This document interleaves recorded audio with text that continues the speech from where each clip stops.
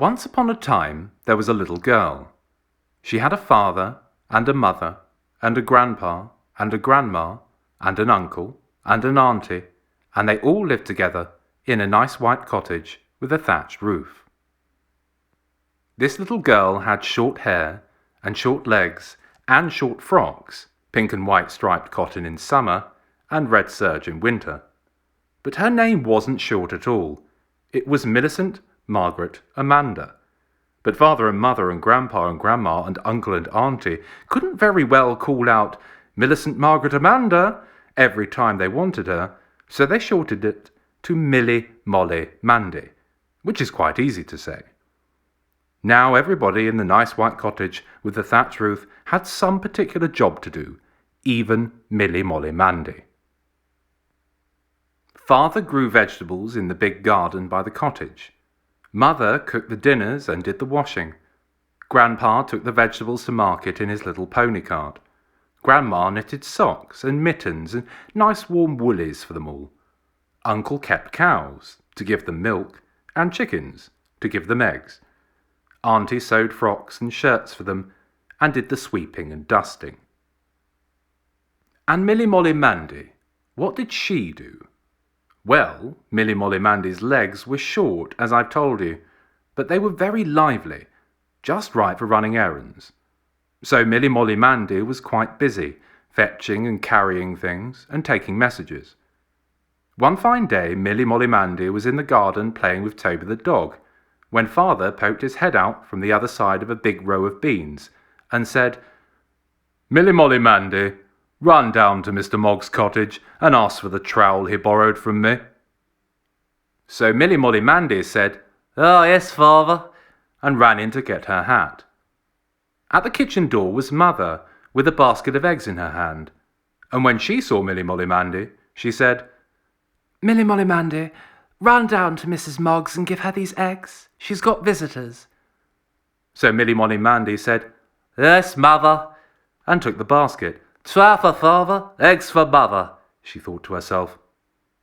Then Grandpa came up and said, "Millie Molly Mandy, please get me a ball of string from Miss Muggin's shop. Here's a penny."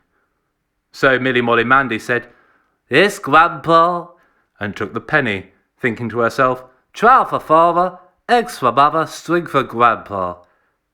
As she passed through the kitchen, Grandma, who was sitting in her armchair knitting, said, "Millie Molly Mandy, will you get me a skein of red wool? Here's a sixpence." So Millie Molly Mandy said, "Yes, Grandma," and took the sixpence.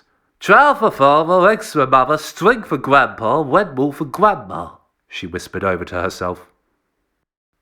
As she went into the passage, Uncle came striding up in a hurry.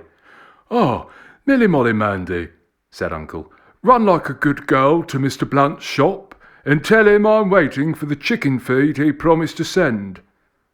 So Millie Molly Mandy said, "Ah, yes, Uncle," and thought to herself, "Trow for father, eggs for mother, string for Grandpa, red wool for Grandma, chicken feed for Uncle."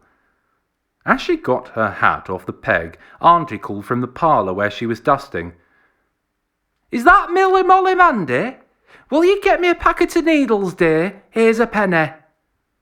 So Millie Molly Mandy said, "Yes, Auntie," and took the penny, thinking to herself, "Trow for father, eggs for mother, string for Grandpa, red wool for Grandma, chicken feed for Uncle, needles for Auntie, and I do hope there won't be anything more."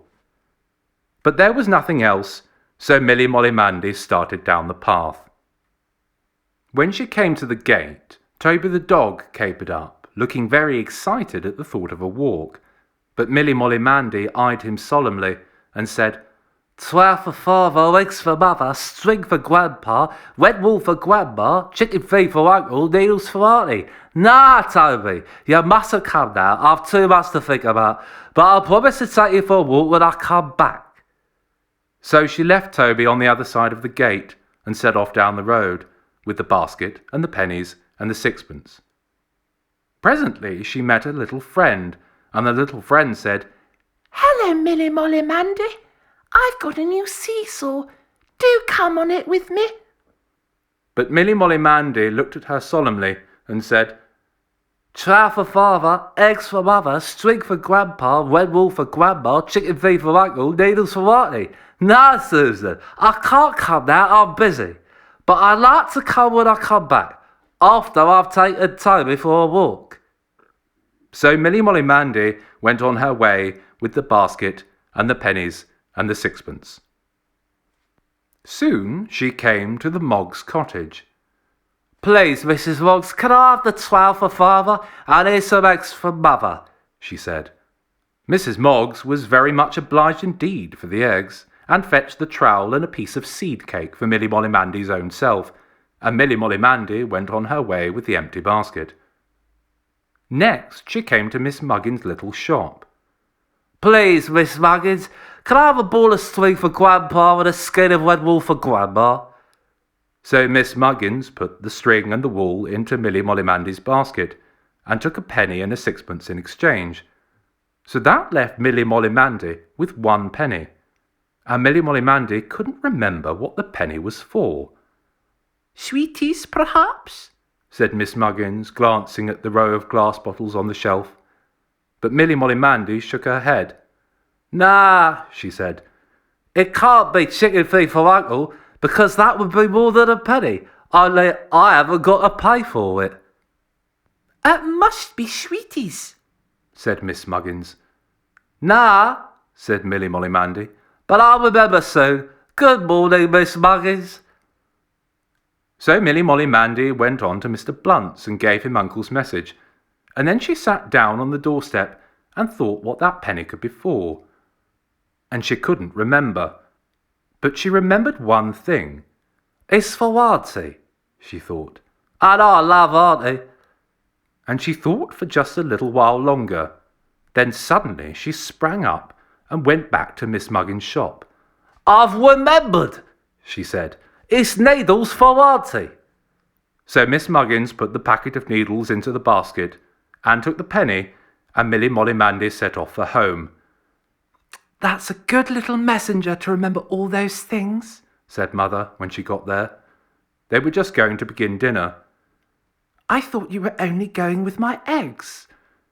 She went with my trowel, said Father. And my string, said Grandpa. And my wool, said Grandma. And my chicken feed, said Uncle. And my needles, said Auntie. Then they all laughed, and Grandpa, feeling in his pocket, said, Well, here's another errand for you. Go and get yourself some sweeties. So after dinner, Toby had a nice walk, and his mistress got her sweets. And then Milly Molly Mandy and little friend Susan had a lovely time on the seesaw, chatting and eating raspberry drops, and feeling very happy and contented indeed.